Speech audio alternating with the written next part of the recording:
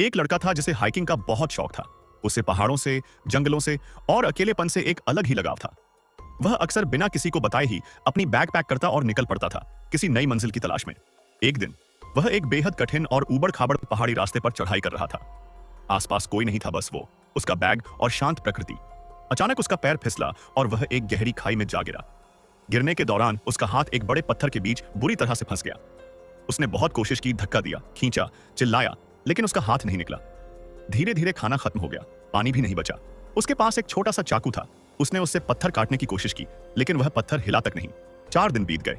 भूख, प्यास और दर्द से वह कमजोर हो गया।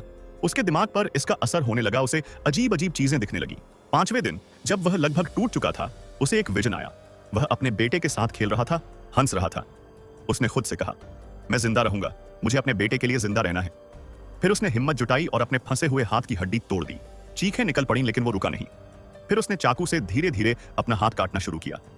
दर्द असहनीय था, लेकिन जीने की चाह उससे बड़ी थी।